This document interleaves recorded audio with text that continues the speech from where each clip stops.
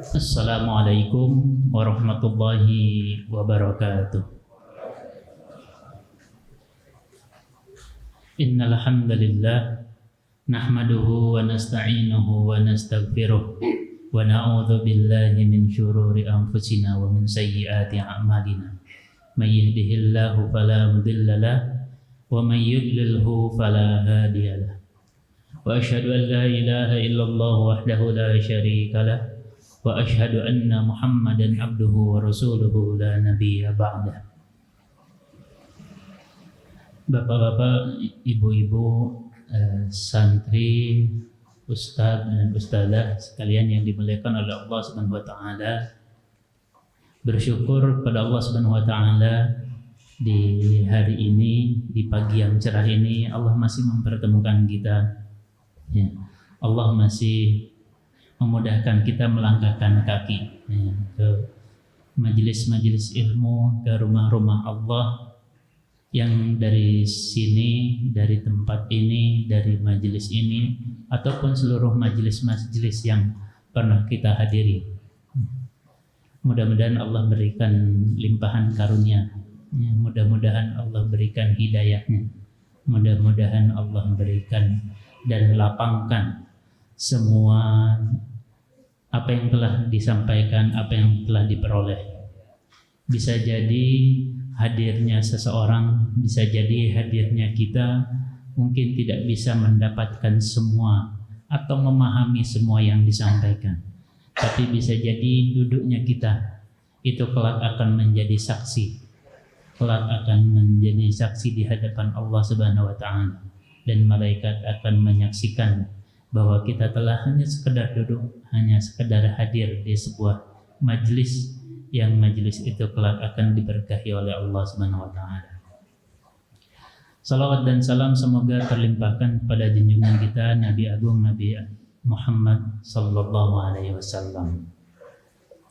Kehadiran kita di pagi ini bukan kehadiran yang biasa. Kehadiran kita di pagi yang cerah ini bukan hanya sekedar memenuhi panggilan, lalu terus bukan hanya sekedar daripada di rumah tidak ada kegiatan, bukan hanya sekedar daripada tidak enak sama tetangga karena tidak hadir, bukan hanya sekedar ya sudahlah semua menjadi rutinitas belaka, tidak. Tapi kehadiran kita untuk menunjukkan bahwa Allah masih memberikan kasih sayang limpahan karunia serta rahmatnya kepada kita insyaallah.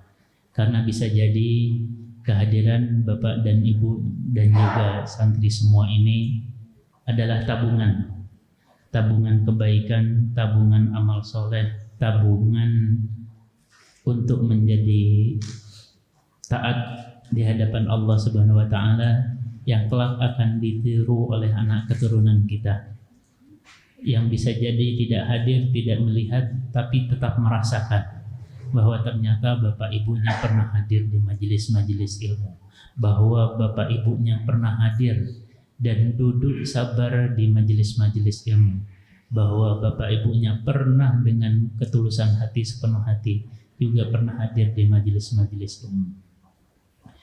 Bapak-bapak dan ibu-ibu yang dirahmati oleh Allah Subhanahu wa taala, di kesempatan kali ini kami ingin mengangkat dengan sebuah kisah, dengan sebuah cerita bagaimana orang-orang yang hidup di akhir hayatnya, bagaimana orang-orang yang hidup di penghujung usianya. Bagi para santri ini juga mungkin bisa menjadi pelajaran, bisa menjadi catatan, bisa menjadi oh iya, ada ilmu yang bisa jadi ini nanti akan bermanfaat kelak. Ada ilmu yang ini bisa disampaikan kepada orang tuanya. Bagi orang tua yang ini bisa menjadi bekal. Bagaimana kita melihat ya, misalnya tidak jauh ya di masyarakat di kampung Tebon ini dalam seminggu ini sudah ada 2 orang yang meninggal ya. Ada 2 orang yang dipanggil oleh Allah Subhanahu wa taala. Dan mudah-mudahan mereka husnul khatimah dan kelak seperti halnya kita dikumpulkan di dunia dan bertetangga, akhirnya kelak Allah kumpulkan di surga Firdausnya nanti. Ada sebuah kisah bagaimana orang-orang yang dipanggil oleh Allah Subhanahu wa taala di akhir hayatnya. Ada yang begitu mudahnya, ada yang begitu susahnya. Ada sebuah kisah, sebuah cerita bagaimana orang yang begitu sibuk dengan dunianya. Jadi mimpinya itu bagaimana menghasilkan kekayaan sebanyak-banyaknya. Bagaimana mengumpulkan pundi-pundi dunia. Bagaimana mengumpulkan yang rasanya ini akan mengekalkan hidupnya di dunia sampai-sampai di akhir hayatnya. Ya, karena begitu senangnya dengan kendaraan, begitu senangnya dengan mobil. Ketika dipanggil oleh Allah Subhanahu wa taala, lafaz terakhir yang disebutkan adalah kunci mobil. Di mana kunci mobil? Di mana kunci mobil? Di mana kunci mobil?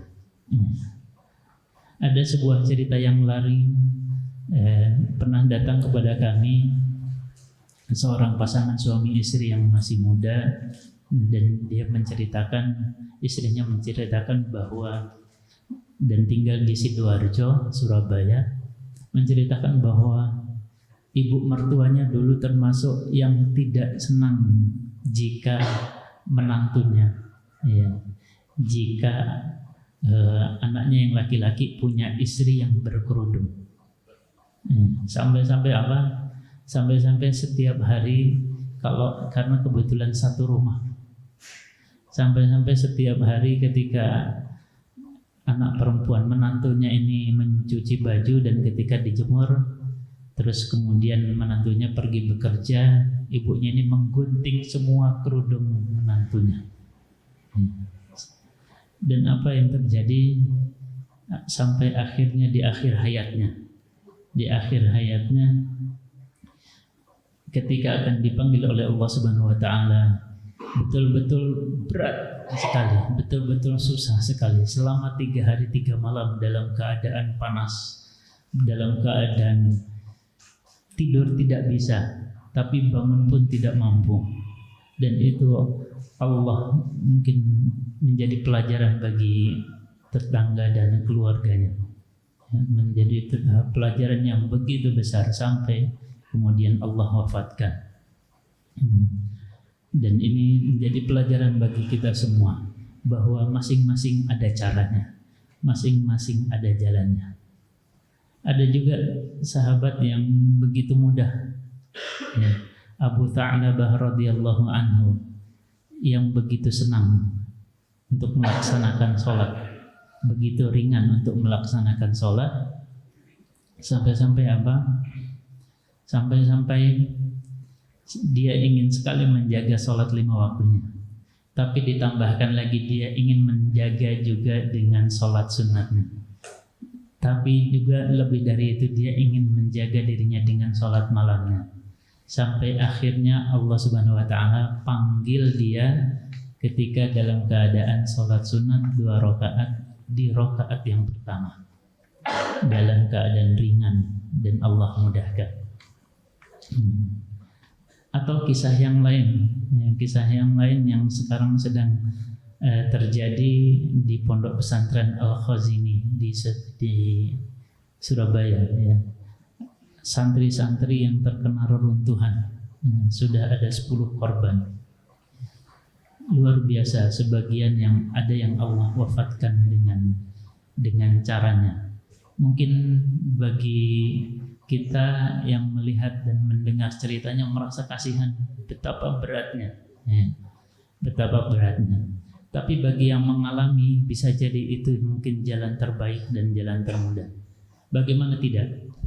Seorang santri yang sudah dalam keadaan tertimpa bangunan, salah satu tangannya tidak bisa bergerak, tapi masih ingat dengan sholat, masih ingat dengan sholat, masih ingat dengan sholat, sampai terus kemudian mengajak teman-teman yang lain untuk sholat jamaah, untuk melaksanakan sholat jamaah isya. Padahal itu ada di dalam reruntuhan bangunan 4 lantai. Di dalam reruntuhan bangunan 4 lantai. Karena tangannya tidak bisa digerakkan, badannya tertimpa reruntuhan, akhirnya berjamaah sholat di dalam runtuhan dengan wudhu. Mungkin yang dia pahami wudhunya adalah tayamum karena tidak ada air. Lalu ketika sholat pun tidak bisa karena tidak bisa bergerak, hanya dengan kedipan mata. Hanya dengan kedipan mata.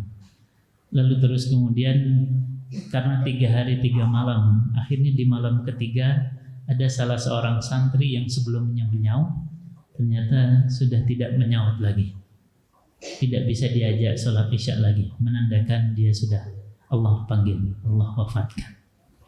Ini untuk menunjukkan apa? Bahwa akhir hayat seseorang, akhir hidup seseorang itu masing-masing bisa berbeda, tapi kita satu yang kita harapkan, dan ini keyakinan yang sangat mahal, bahwa kita ingin husnul khatimah. Kita ingin Allah wafatkan dalam keadaan husnul khatimah. Allah panggil dalam keadaan husnul khatimah. Allah panggil dalam keadaan melafatkan la ilaha illallah. Karenanya di kesempatan yang berbahagia ini, insya Allah kita akan membahas sedikit bagaimana atau tanda-tanda orang yang bahagia di usia senjanya dan akhirnya husnul khatimah ketika menutup mata. Dalam sebuah hadis Rasulullah SAW pernah menjelaskan, man qala akhiru kalamihi la ilaha illallah dakhalal jannah. Maka ini menjadi tanda pertama seseorang itu husnul khatimah adalah apa? Ketika di akhir hayatnya melafadzkan la ilaha illallah. Di akhir hayatnya dia menyampaikan la ilaha illallah, tidak ada Tuhan selain Allah Subhanahu wa taala. Makanya kita dianjurkan jika ingin mentalkin,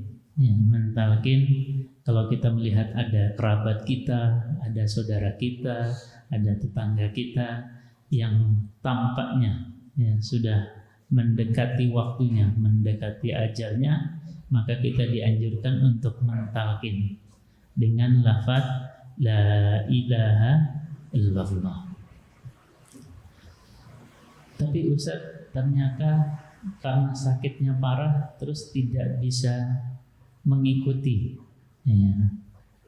Nah, ini juga termasuk sesuatu yang tidak usah kita risaukan, tidak usah kita gelo. Misalnya, Ustaz, tadi ada kerabat saya ketika ditalkin kok ternyata dia sudah tidak bisa, karena memang dalam keadaan sakit, sudah sakit komplikasi, sakit berat, tidak bisa mendengar, tidak bisa mendengar apa yang kita sampaikan dan tidak bisa melafadzkan. Maka tidak mengapa selama dia masih mendengar ucapan kita di telinganya dengan lafaz la ilaha illallah. Jadi tidak perlu lagi nanti kalau bisa mentalkinkan orang, kalau nggak dengar terus kemudian kita pegang badannya, ayo sebutkan, ayo dengarkan, tidak perlu. Dengan melafadzkan la ilaha illallah, selama dia bisa melafadzkan itu lebih baik. Tapi jika tidak bisa, maka kita menyebutkan di telinganya dan melafadzkan dengan lafaz talqin la ilaha illallah, maka itu sudah cukup. Dan ini termasuk tanda yang pertama dari seseorang bisa husnul khatimah. Lalu tanda yang kedua adalah sebagaimana disebutkan dalam sebuah hadis yang lain, bahwa barang siapa yang dalam keadaan wafat atau sakit atau yang lainnya lalu kemudian keluar keringat, nah, ini sesuatu yang penting juga. Jangan sampai ketika akan wafat, karena tidak tahunya kita, pas keluar keringat terus habis itu kita kipasi. terus habis itu kita lap keringatnya, ya, itu tidak mengapa, ya. Jadi kalau ada yang terus kemudian orang yang di akhir hayatnya lalu kemudian keluar keringatnya, maka biarkan keringat itu mengalir, biarkan keringat itu mengucur, tidak perlu dielap, tidak perlu dikipasi, tidak perlu dibersihkan, karena itu ternyata bagian atau termasuk tanda-tanda dari husnul khatimah. Dan berkeringat itu termasuk bagian ilmu, ya. Sehingga tidak perlu nanti kemudian minta ibu nih tolong dilapi kok keringetan, kok kepanasan, padahal ruangnya ber-AC. Kok kepanasan, tolong ambilkan kipasnya 2 atau 3 supaya tidak keringatan. Tidak, itu bagian dari tanda-tanda husnul khatimah. Lalu yang ketiga adalah orang yang Allah wafatkan, orang yang Allah panggil di malam atau hari Jumat.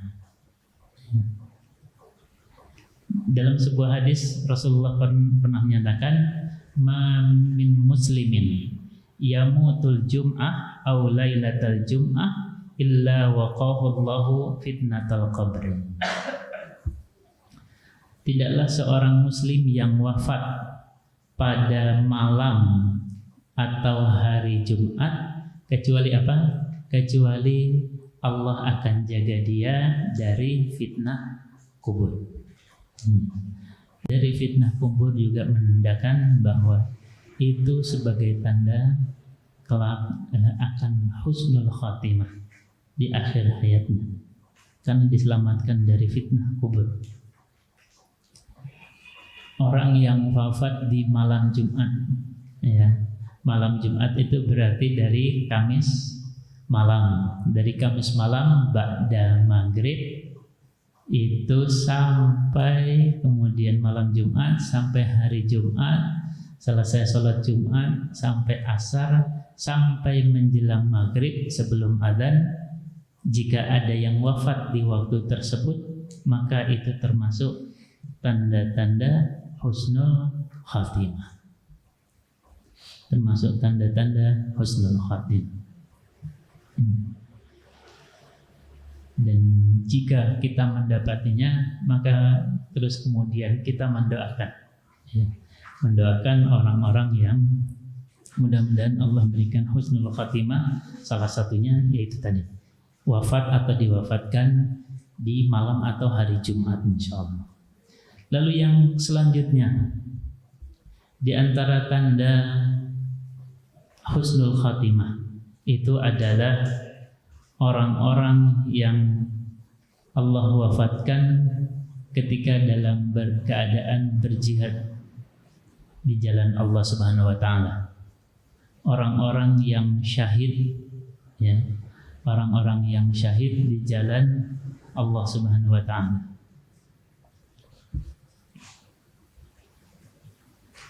Di sini disebutkan sebuah hadis Rasulullah sallallahu alaihi wasallam, lisyahidi indallahi sittu khisal.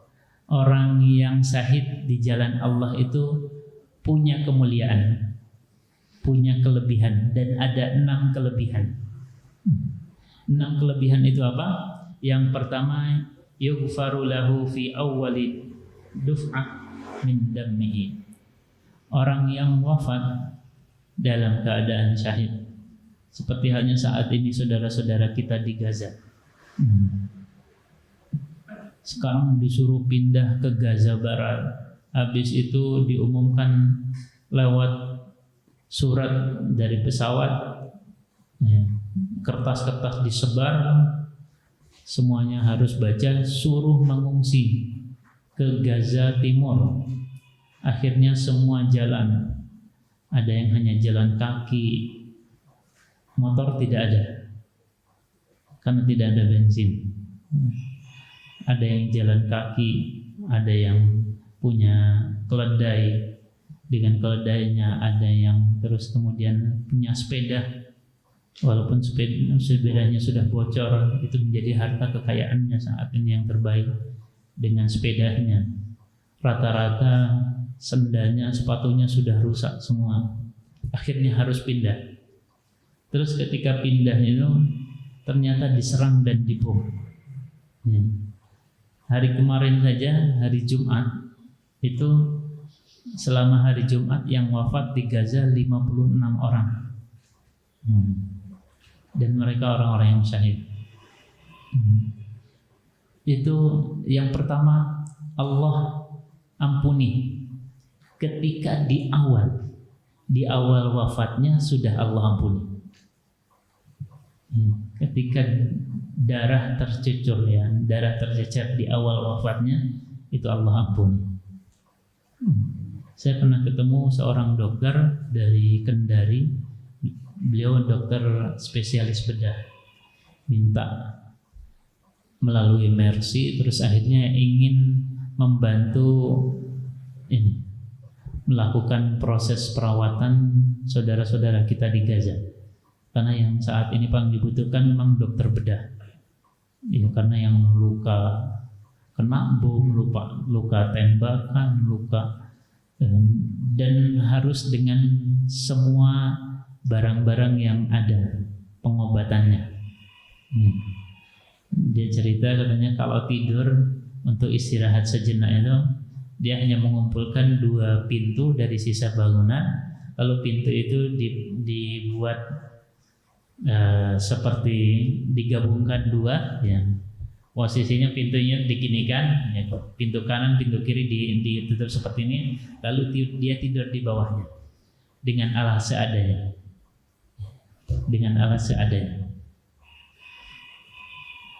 Dia tinggal full di rumah sakit selama ini proses, dan sangat mengerikan, sangat menyiksa bagi warga Gaza. Ujian yang berat yang tidak pernah kita rasakan. Kalau kita rasakan, kayaknya kita sudah sehari saja sudah tidak kuat dan stres. Tapi mereka begitu kuatnya. Orang-orang yang syahid seperti itu, yang pertama Allah ampuni sejak awal wafatnya. Lalu yang kedua, yang selanjutnya adalah ketika wafat, langsung kemudian ketika dipanggil, Allah sudah lihatkan tempatnya di surga. Rasanya seperti apa? Al-Imam Ibnu Qayyim pernah menjelaskan, orang yang sudah diwafatkan ibarat orang tidur, terus kemudian dilihatkan surganya. Ya. Kalau kita tidur mungkin kita masih Arab sawahnya di mana, ya, masih Arab nanti rumahnya nanti yang mau diperbaiki yang mana, masih Arab nah itu. Bagi orang yang Allah wafatkan dalam keadaan syahid, Allah akan perlihatkan itu. Ini loh tempatnya nanti di surga. Dan sudah dilihatkan ini rumahnya seperti ini surganya seperti ini seperti ini. Itu kelebihan dan keutamaan orang-orang yang syahid di jalan Allah Subhanahu wa taala. Lalu yang ketiga juga, diselamatkan dari azab kubur. Orang yang syahid di jalan Allah ini diselamatkan dari azab kubur. Lalu juga selamat dari ujian yang besar di hari kiamat nanti. Bahwa nanti kiamat itu ada kiamat kecil. Kiamat kecil itu ketika orang-orang Allah wafatkan, itu termasuk kiamat kecil. Kiamat besar adalah ketika nanti ditiupnya sang kakalah. Ditiupnya sang kakalah, maka pada saat itu terjadilah kiamat besar. Dan itu orang-orang yang syahid di jalan Allah, Allah selamatkan. Lalu yang selanjutnya adalah Allah akan pasangkan dengan pasangan di surga nanti. Dan yang terakhir juga adalah dia bisa memberi syafaat kepada 70 orang dari kerabatnya. Misalnya ada yang syahid di jalan Allah Subhanahu wa taala.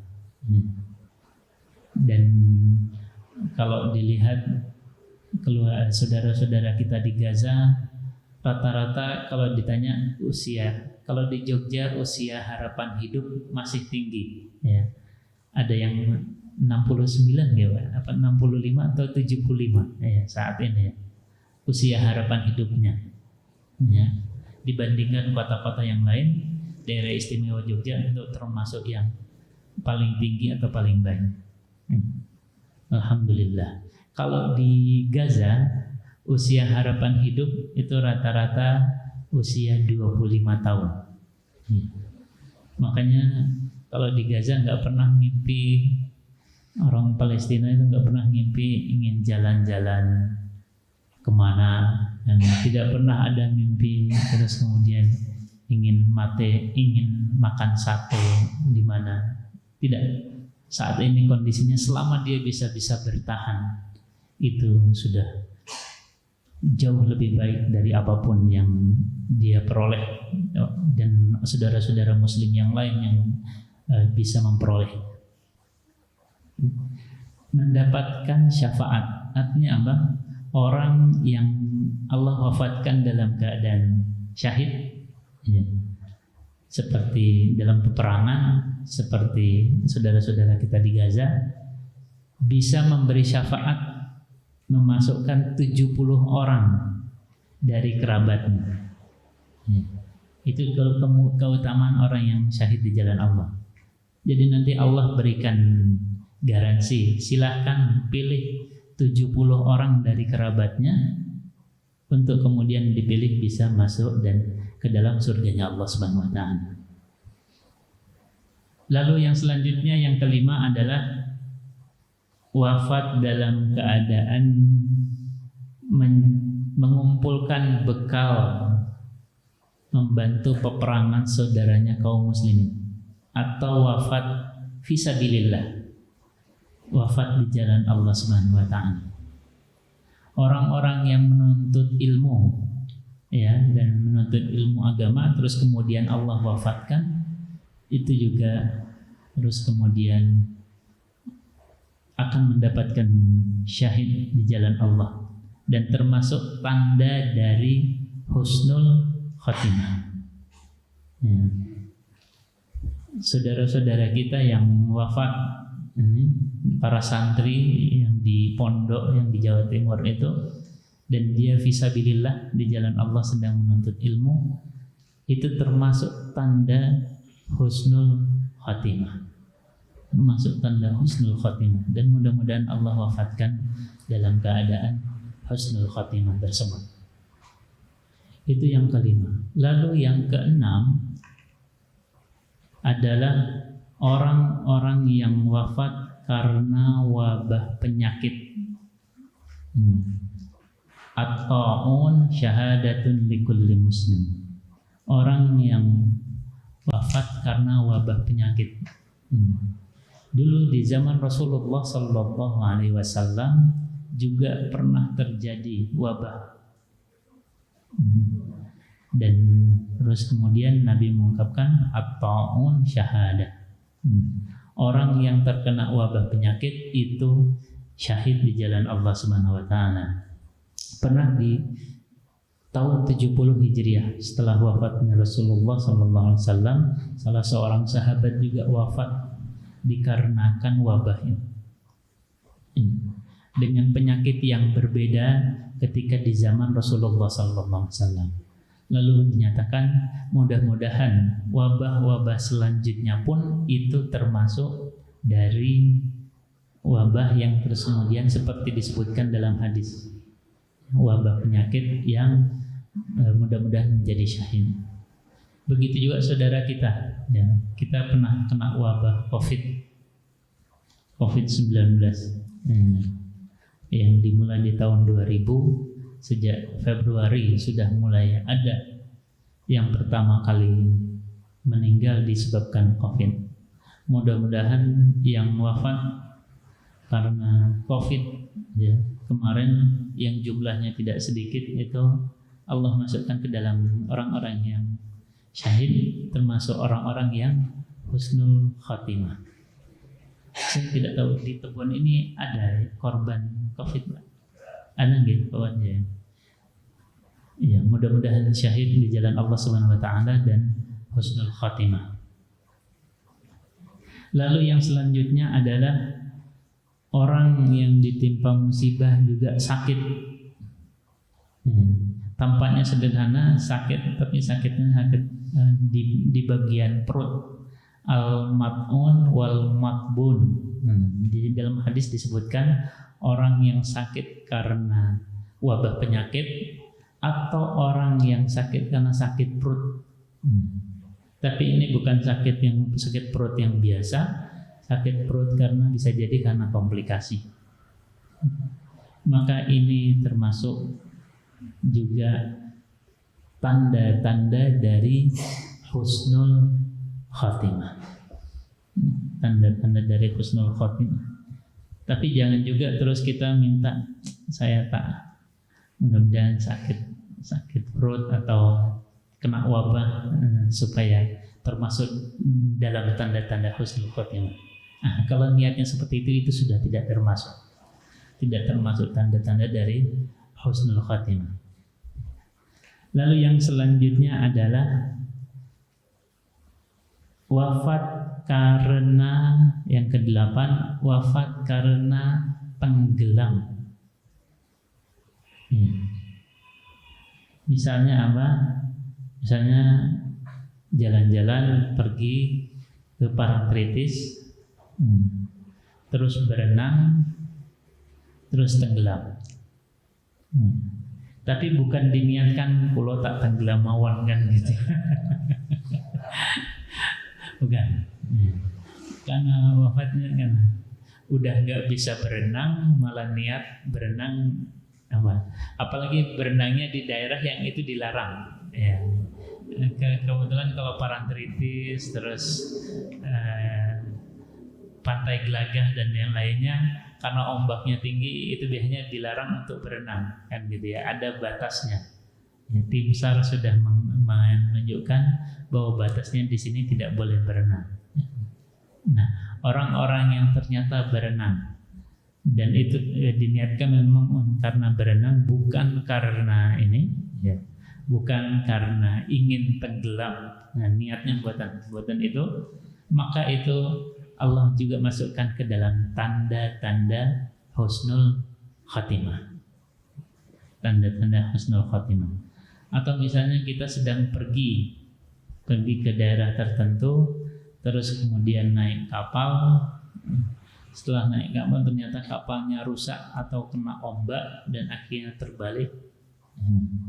Pas kebetulan pelampung tidak ada dan akhirnya Allah wafatkan dalam keadaan tenggelam, maka itu termasuk di antara tanda husnul khatimah. Dan yang terakhir, yang ke-10, di antara tanda husnul khatimahnya seseorang juga adalah orang yang tertimpa rubuh, bangunan yang rubuh. Itu termasuk di antara tanda husnul khatimah. Misalnya apa?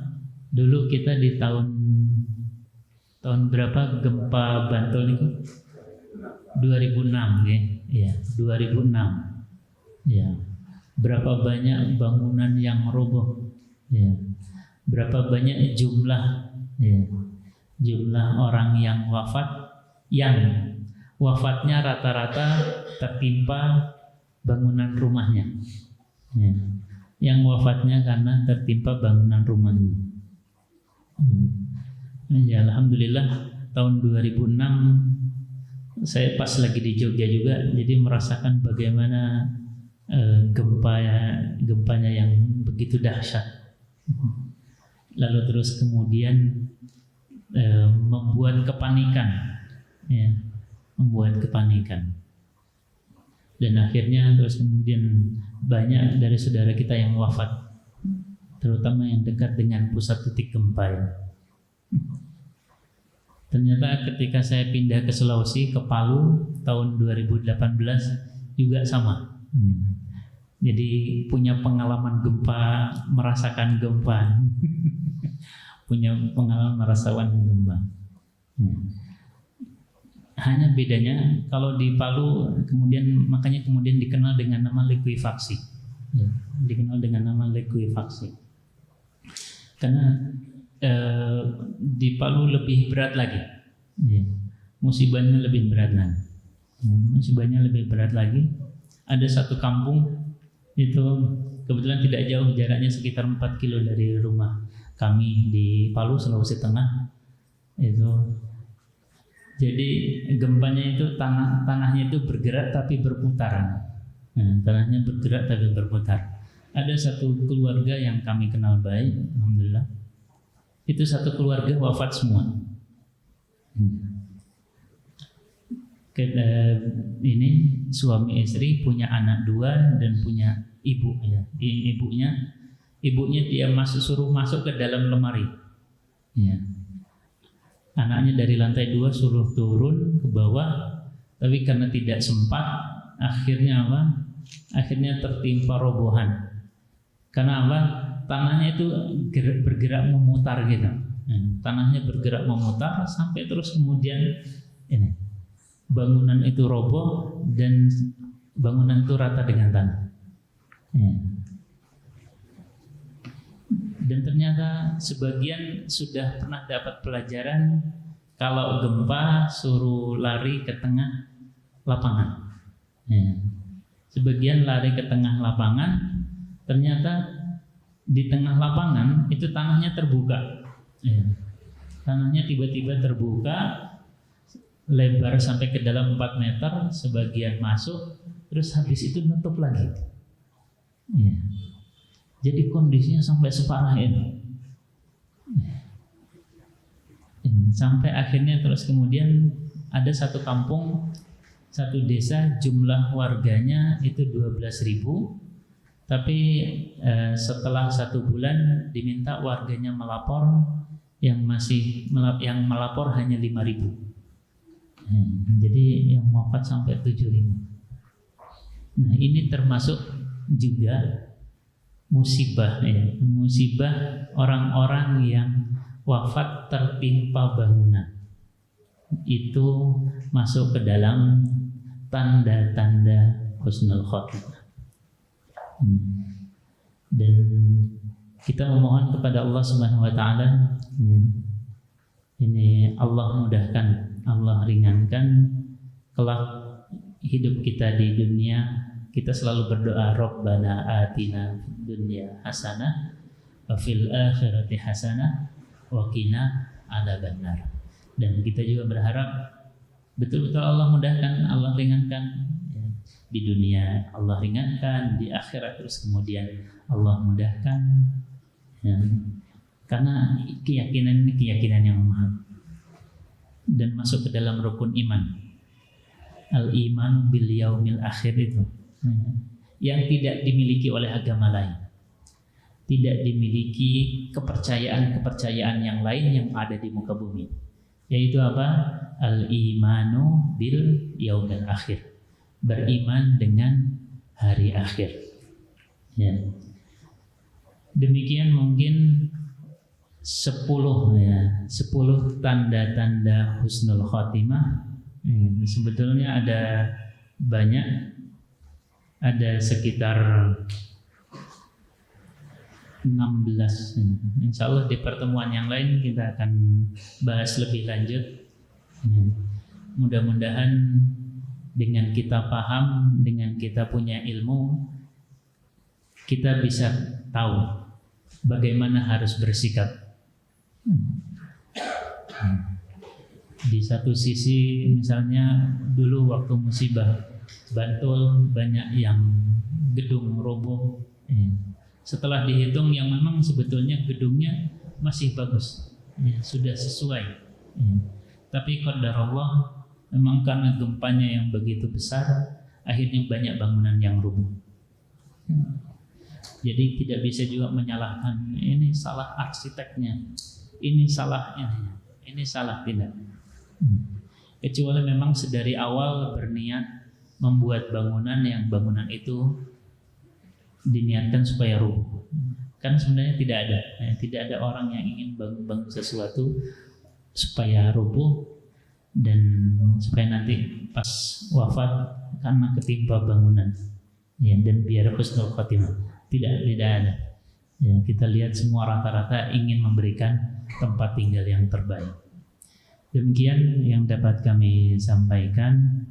Kemudian kami serahkan kembali kepada MC. Ya, oh ya, berarti langsung kita masuk ke sesi tanya jawab, okay? Monggo, ya.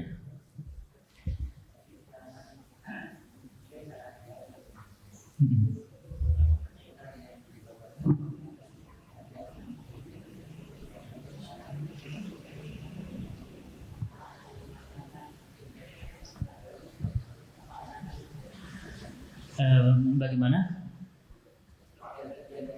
Oh ya, lanjut. Maturun. Ya. Ini orang-orang yang Allah wafatkan dalam keadaan jihad, ada 6 kelebihan.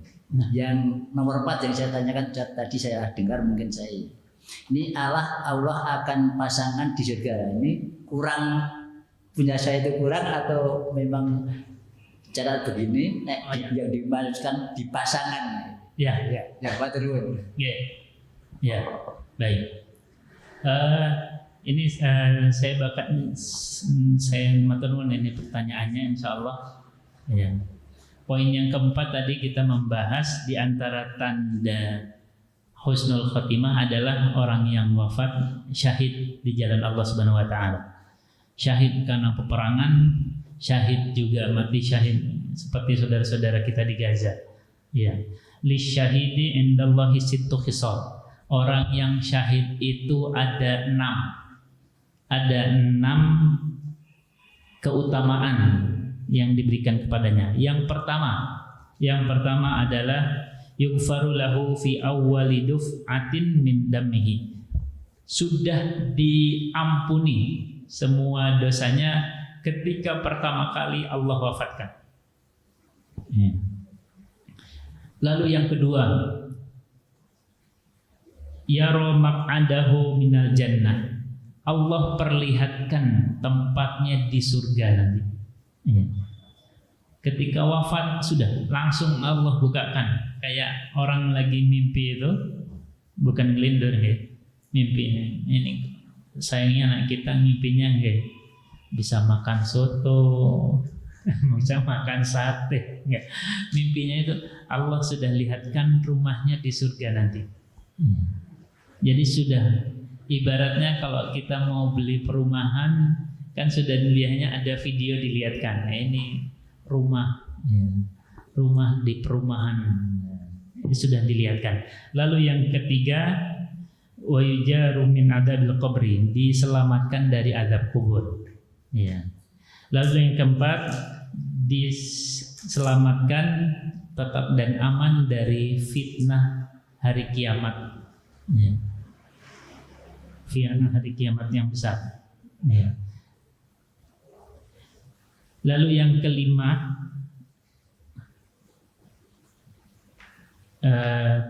itu adalah yang kelima ya, betul ya.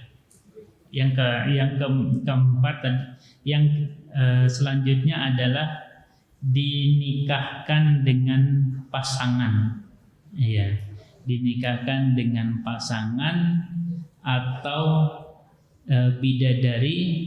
Kalau dalam bahasa Qur'annya wahurun ain, ya, wahurun ain itu bidadari surga. Bidadari surga.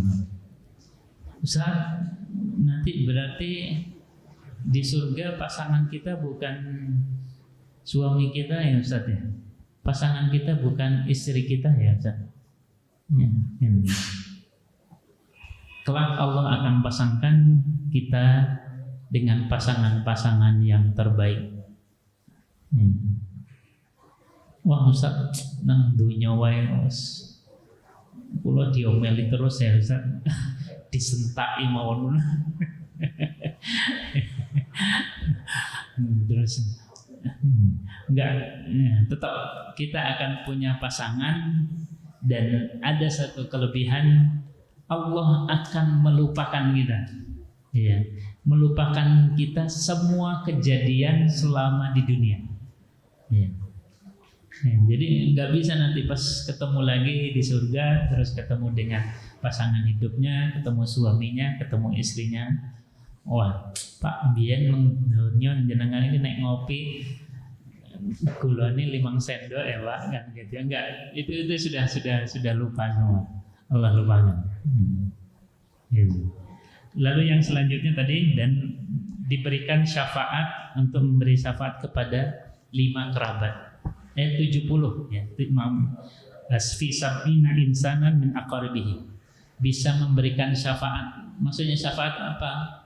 Bisa menunjukkan ini ya Allah, saya punya 70 kerabat, dituliskan semua 70-nya, ini tolong dimasukkan ke dalam surganya Allah Subhanahu wa taala.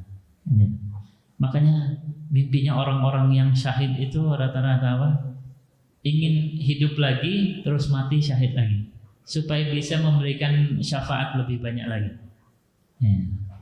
Itu mimpinya orang-orang yang syahid di jalan Allah Subhanahu wa taala. Iya. Nggih. Niko, Allahu a'lam. Monggo kalau ada yang ingin ditanyakan kembali tentang tanda-tanda husnul khatimah, insyaallah. Oh, nggih, monggo. Sebelumnya, Assalamualaikum warahmatullahi wabarakatuh. Waalaikumsalam. Ustaz, masalah sahid nih Ustaz. Nggih. Sepengetahuan saya ini wong lanang-lanang kayak banget Ustaz. Ini yang termasuk istilahnya pejuang-pejuang bagi keluarganya. Dan ketika beliau bekerja pun itu bisa disebutkan jihad juga ya Kak. Apakah ketika orang meninggal karena dia bekerja itu bisa juga disebut matinya mati syahid Ustaz? Karena syahid yang paling banyak itu kan kesempatannya perempuan Ustaz. Iya. Karena beliau menyusui, melahirkan, hamil, nah itu yang nggak dirasakan oleh kaum laki-laki. Ya. Jadi pertanyaan saya, apakah kemungkinan untuk laki-laki itu syahid itu juga besar Ustaz? Mohon penjelasannya. Assalamualaikum warahmatullahi wabarakatuh. Waalaikumsalam. Oke. Sebetulnya di antara tadi yang poin yang keempat tadi, yang dimaksud syahid adalah mereka yang syahid betul-betul karena peperangan. Ya. Mati karena peperangan, syahid mati karena di ini ya, seperti kondisi di Gaza saat ini. Adapun poin yang lain yang termasuk syahid adalah wanita yang wafat karena melahirkan anaknya. Tadi sudah disebutkan ya, yang wafat karena melahirkan anaknya. Dan ini termasuk juga syahid di jalan Allah Subhanahu wa taala. Lalu yang lain tadi adalah orang yang wafat karena dalam keadaan melaksanakan amal soleh. Ini tadi kita belum jelaskan karena ini ternyata masuk poin yang ke-16 ya, di antara tanda-tanda husnul khotimah. Dan di sini disebutkan dalam hadisnya, barang siapa yang wafat wa khatama fi akhiri hayatihi, ketika wafat dalam mencari ridho Allah, diantaranya dalam keadaan bekerja, tapi juga dengan dengan senantiasa melafadzkan la ilaha illallah. Jadi itu termasuk yang dalam keadaan atau kategori syahid. Nah, karena ini juga yang penting, jangan sampai ketika mencari rezeki, mencari nafkah, yang penting cari rezeki. Jangan sampai terus, kan bandar judi juga cari rezeki. Ini tidak bisa, ini tidak masuk jelas. Ya. Kan ini misal tempat hiburan malam juga mencari rezeki. Ya. Kan Ustaz menjual minuman keras juga karena mencari rezeki. Tidak, ini tidak termasuk dalam hal ini. Yang masuk dalamnya adalah orang-orang yang betul-betul mencari rezeki ini, mencari ridho Allah Subhanahu wa taala dengan mengerjakan amal soleh dan juga senantiasa melafadzkan lafaz la ilaha illallah. Wallahu a'lam. Oke. Monggo silakan. Assalamualaikum warahmatullahi wabarakatuh. Tapi ngapunten ini tapi bukan tentang syahidnya, Ustaz. Yang saya tanyakan kok tadi kalau sudah meninggal nanti sudah lupa kehidupan di dunia. Tapi yang saya tanyakan ini kita orang tua kalau sudah meninggal nanti kan dalam ada pengajian itu kalau sudah meninggal tapi diminta pertanggungjawaban kepada anak-anaknya, kenapa dulunya anaknya tidak diomongi, tidak kandani, jadi anaknya di neraka, jadi menyalahkan kedua orang tuanya. Yang saya tanyakan, apakah yang dilupakan itu tadi tidak ceritanya itu ya membebani sebagai orang tua kita itu harus mendidik anak-anak kita supaya ke jalan yang baik dan untuk ibadah yang baik. Ya. Terima kasih Pak Ustaz. Assalamualaikum warahmatullahi wabarakatuh. Waalaikumsalam. Ya, berangkat dari hadis kullukum ra'in wa kullukum mas'ulun an ra'iyatihi. Setiap kita, ya, setiap kamu semua wahai manusia itu adalah pemimpin dan akan dibebani tanggung jawab atas yang dipimpinnya. Sehingga apa?